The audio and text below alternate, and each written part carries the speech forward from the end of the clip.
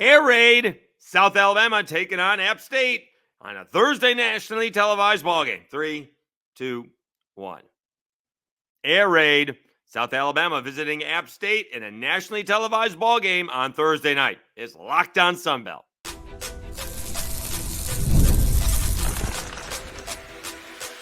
You are Locked On Sunbelt, your daily podcast on the Sunbelt Conference, part of the Locked On Podcast Network, your team every day.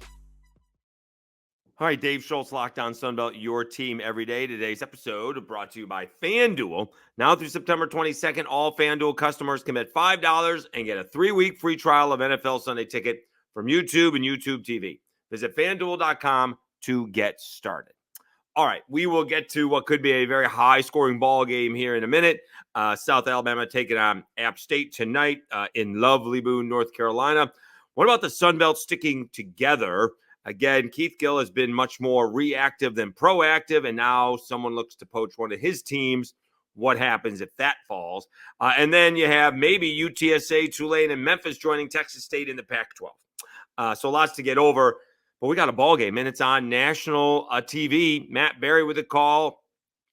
It's going to be a high-flying game. At least that's what it looks like. As Craig Stevenson from AL.com pointed out, and if you look at the stats, you have the top two pass offenses in the conference. App State averaging over 321 yards a game in the air. South Alabama averaging almost 306 yards in the air per game. You have the two worst pass defenses going.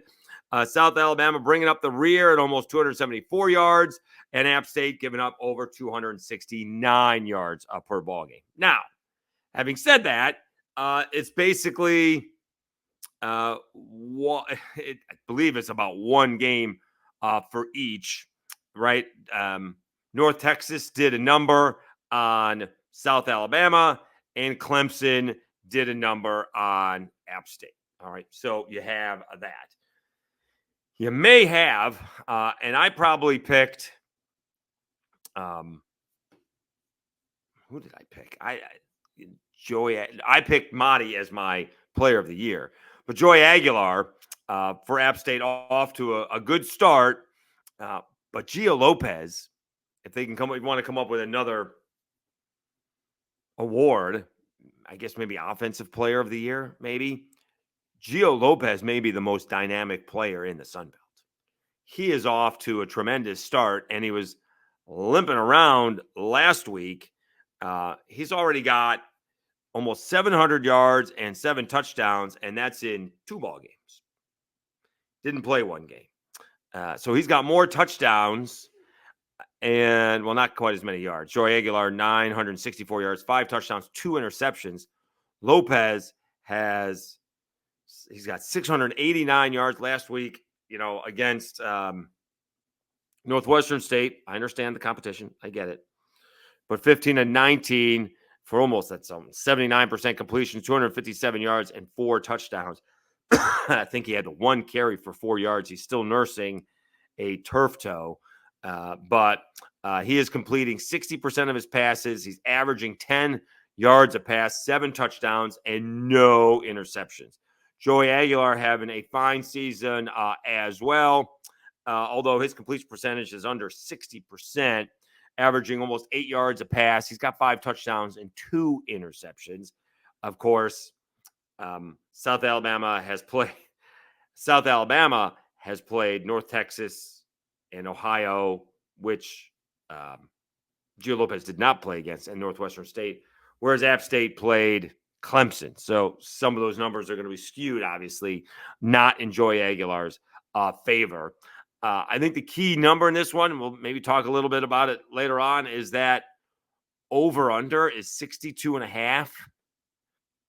It would seem to be obvious that both teams are going to put in the 30s. Without Gio Lopez, South Alabama still scored 20. They lost to North Texas 52-38. They lost to Ohio 27-20. That was with the backup. And obviously they put up the 87 points against Northwestern State. App put up 38 points against Eastern Tennessee, East Tennessee. They did lose 66-20 to Clemson, and they survived in a big bounce back game at East Carolina. Obviously, they're going to be very happy to be at home. And it is, I think it's the first Sun Belt matchup of the year. So pretty cool with that one. And App State's got a big ball game the next week. It got streamed because Georgia and Georgia State, Georgia Southern, and Georgia State get to be nationally televised, where App State is hosting Liberty. That's a huge ball game. But you can't look ahead to that because you got this ball game. And again, it'll be interesting to see, you may only need 1 or 2 stops, right? We're not going into this ball game thinking we're going to win it, 42-10. All right. This one's got shootout written all over it, and it's who's going to make a stop. Maybe it's the make it take it deal at the end of the half and beginning of the third quarter. Maybe that's when it is. Or maybe someone gets a big stop and one of the two teams, has to go for it at midfield and gets stopped. And then all of a sudden, a 3 or 7 point game turns into a 10 or 14 point game. I think App State is the better football team. I do. I think Gio Lopez could be the most dynamic player in the conference. App State is favored by 7.5. I'd rather take the over in this one. Still not exactly sure what we got with App State. Still not quite sure, right? Because East Carolina's pretty good. Clemson rolled, and they had a kind of a ho-hum victory against East Tennessee. All right. Don't know what to make about South Alabama, right? That the defense was not good against North Texas. Ohio was the backup quarterback. And how can you take what they did against Northwestern State too seriously when the competition wasn't there? So impressive, but we don't know where they stand. This is a good matchup for both teams. We're going to find out a lot about how good both teams are. Maybe App State does shut South Alabama down. Maybe South Alabama does light up App State, but comes up short. It's a fascinating game. I'm taking the over, 62.5. I'm staying away from the line. I think App State's the better football team. So if you want to go that way, that hook is tough. If you can get it down to 7 or 6.5, you may be better off. I just think the scoreboard is going to get lit up. I do. I really think the scoreboard is going to get lit up. We'll see, if South Alabama is healthy enough to cover Caden Robinson on the back end. And then you also have, the running back is, out of nowhere, Fluff Bothwell, averaging 10 yards a carry, which may lead the nation. He's only rushed 23 times for 243 yards and 4 touchdowns. And yet he's averaging 10.6 yards a carry. What do we say Gio Lopez was averaging? He's averaging 10.1 yards an attempt. So the running back averaging more than the quarterback is. So App State's got their work cut out for them. South Alabama's got their work cut out for them. It is going to be fascinating, and it is on national TV. What an opportunity for the Sun Belt. That is for sure. All right, let's take a time out. When we come back, we will talk about, can the Sun Belt stick together? If Texas State's being poached, who else may get poached? Because the TV contracts that the Sun Belt has is not as financially advantageous is the word than the other conferences. All right, we'll do that right after I tell you about FanDuel and Roy.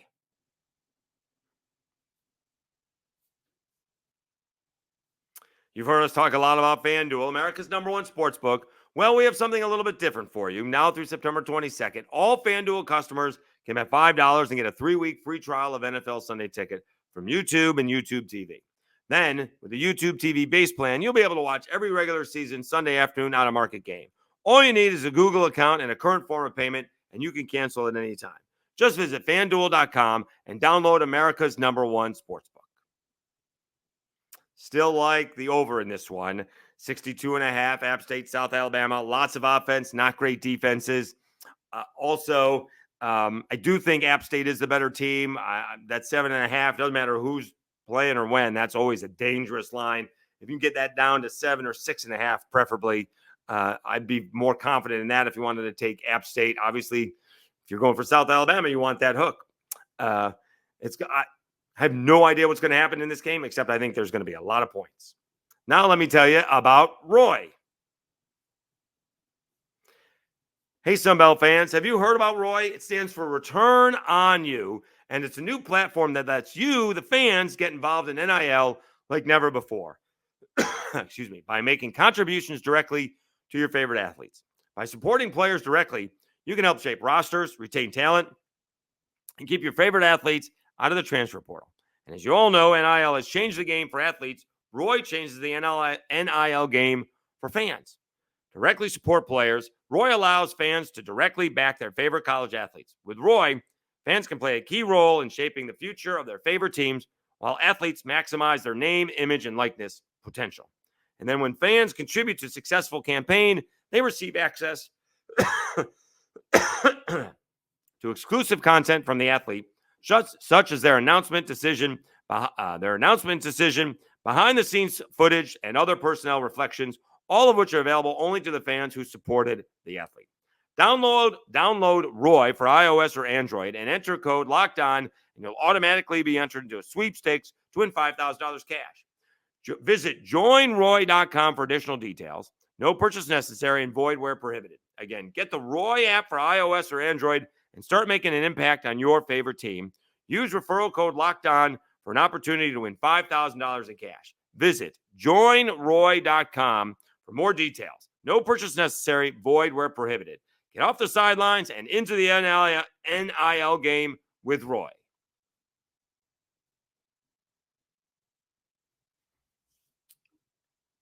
That's why we have the water. Or in this case, Diet Green Tea. Sorry about that. All right, Dave Schultz, Locked On Sunbelt, your team every day. So we've been very impressed with Keith Gill as the commissioner of the Sunbelt. Not originally, but certainly what he's done over the last few years. The expansion has just worked out fantastic. Teams that belong in the Sunbelt are there. I know it's, all the way from Texas State to Marshall and ODU. It's widespread. I disagree with some people who think that they're looking at city size when it comes to Sunbelt. I just don't think they are. I think they're looking for more like passionate fan bases. So maybe like an ECU can get in there. Can you get UAB in there? I don't think the Liberty thing is coming. I just think it is. I don't know if it's diametrically opposed.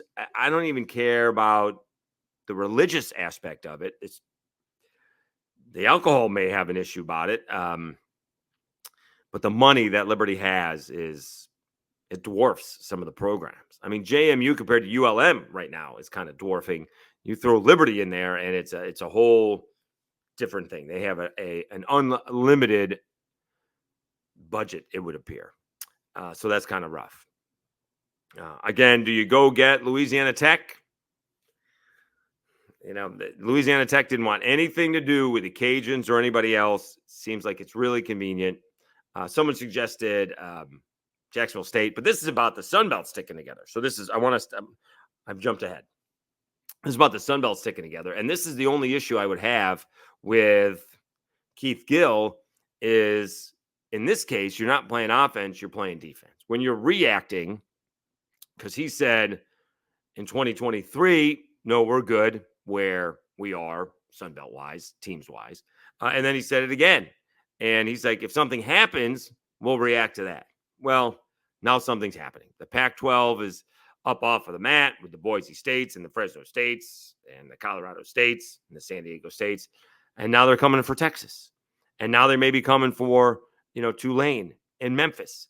And what happens if the, AAC comes for some teams?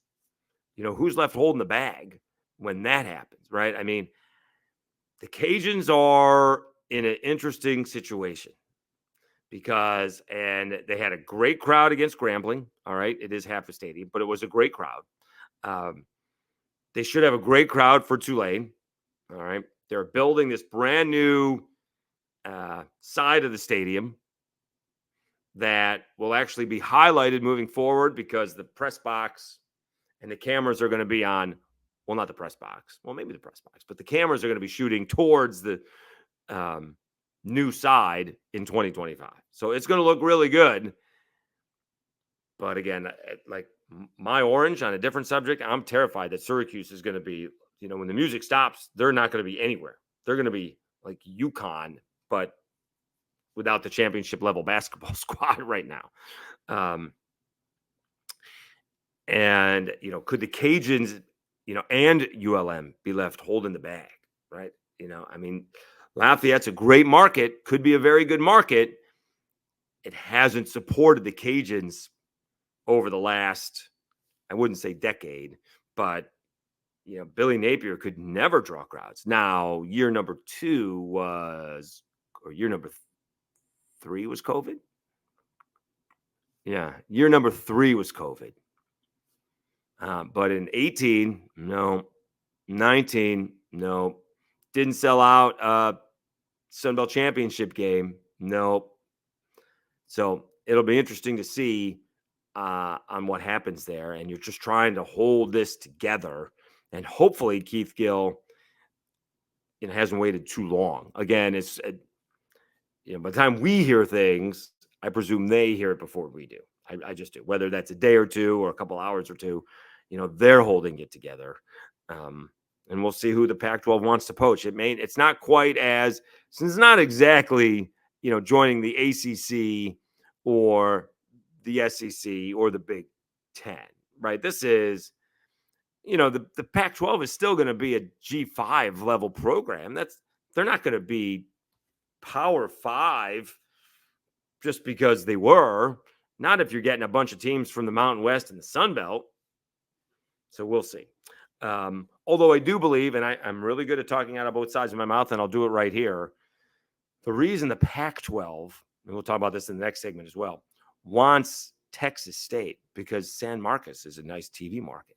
And then if you pair them with UTSA, it makes it convenient for everybody else. Now, whether Texas State and UTSA want to be in the same conference, we'll see. But it's certainly makes it easier for teams to travel, right? Just like the NBA, right? The Texas was a Texas 3-step, right? When you're playing Houston, San Antonio, Dallas, that's what you do in the NBA. So why can't you do that when you're doing, college sports, basketball, baseball, softball? Although it'd be more basketball, baseball, and softball, you play for the weekend and then you go home. So, although maybe if you're coming in from Washington State, you're not going to go back and forth. You're going to go on Zoom and go to classes that way if we're playing Texas State one weekend and UTSA the next weekend. Maybe we just stick around and save a little time. We'll see. Saves them. I don't even know if that would save money, but it would certainly save some time. The question is, can the Sun Belt stick together? And I hope they can. We're going to need another lockdown channel if they can, but we're hoping that they can stick around. All right, let's take a time out. We'll talk about, again, continue our conversation on, the conference realignment. If Texas State's got some partners in the, in Texas and in the Southeast, does that make it easier for them to join? We will do that after I tell you about Game Time.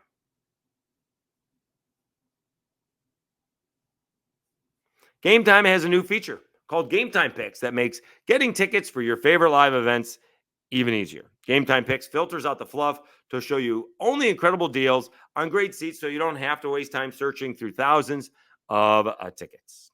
You can customize your tickets by getting those great seat views to get a panoramic view from your seat in the app before you buy. We did that with those Eastern Conference semifinal tickets between the Pacers and the Knicks, so we saw where we were going to sit. Lowest price guarantee or Game Time will credit you 110% of the difference, and you get that Game Time ticket coverage. Your purchase is covered with the most flexible customer service policy in the ticketing industry. Take the guesswork out of buying tickets with Game Time. Download the Game Time app, create an account, and use code LOCKEDONCollege for $20 off your first purchase. Terms apply. Again, create an account and redeem code LOCKONCOLLEGE for $20 off. Download Game Time today. What time is it? It's game time.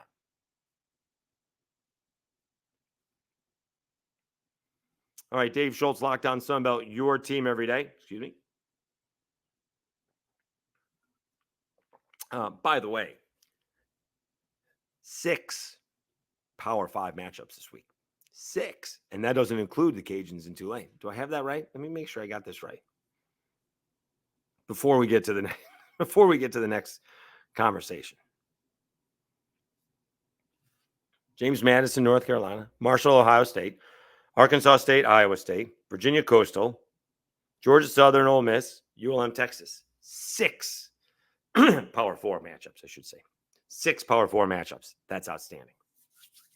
We will get to those for Friday's episode. All right, so we had Maddie Hudak on from the Tulane Green Wave and Before the Whistle podcast, and she sort of alluded to, want to see the details, but, seems that there's a lot of smoke there, and now it feels like Tulane and Memphis could be going to the Pac-12 together. And if they want Texas State or UTSA, do they join them? And again, you're leaving a hole, although I got a bunch of comments, and I appreciate it. By the way, biggest episode we've had. 2,400 and climbing. It may be up to 2,500 right now. Let me check. It has been by far our biggest video to date. Almost 2,500 views. Let me see here. One more. Almost. By the time this gets posted, we'll have 2,500. That's outstanding. We're almost at the 1,500 mark. Had about 25 subscribers for this past episode. So thank you so much. Really appreciate that. It does matter. And we got a bunch of comments. I got to get back to all of them, and I will. I will answer every single one of them. Of course, we get one person who just won't, lay it off with the ULL stuff. But there's always one. Anyway, so if Texas State's going to go, and I will say, I didn't pull Texas State out of the thin air, right? SI was reporting that. Others have been reporting that. I didn't say that Texas State was going. I'm reporting others are saying Texas State is going. Want to make that clear as well. I'm not a reporter. I react. I'm like Keith Gill. And so that leaves a hole for the Sun Belt because you do have that Texas team. And again, I know Texas State's been playing football for a long time. It just hasn't been very good for a long time. They've been good for, again, it feels like a week and a half. They had last year and so far this year. And if Texas State has the kind of year, here's the other thing. If Texas State has the kind of year that we think Texas State's going to have, is G.J. Kinne going to be back? Right? I don't think he's going to Florida because they're not going to do that again, which is unfortunate. That's another whole subject that we can talk about. But isn't G.J. Kinne going to be like the hot college coach? Like, is he even going to see the Pac-12? I presume this isn't going to happen for a couple of years with scheduling and everything like that. So it's not going to happen for 2 or 3 seasons. And so, although I'm not sure about Oregon State and Washington State's schedule, who's on it? They've got to be working, getting teams on it. That's for sure. But, Texas State may revert back. We'll see, unless you're going to pay G.J. Kinne $5 million. And again, the whole idea is to get the money and compete for a national championship. That's what you want to do. Well, you're not any closer to a national championship than you are if you're in the Pac-12. How are you closer to a national championship if you're in the Pac-12 compared to the Sun Belt? It's going to be the same thing. It's going to be the same thing. You may get more money from the TV, but you're no closer to the Sun Belt. You're no closer to a national championship because you're still going to be in the G5 and you're only going to get the one spot, right? It's still going to be, you're still not getting that. It's still going to be Big Ten, ACC, SEC, Big 12 champions. And then you get the one G5 school. And then you get the, second and third place teams, whoever they may be. It's not going to be, Pac-12 isn't getting an automatic berth. I don't think that's going to make it any easier. So I would think that G.J. Kinne, if Texas State has the kind of year that they're expected to have, and I'm sure he got an extension and a raise from last year, but he's going to be the hot name in college football.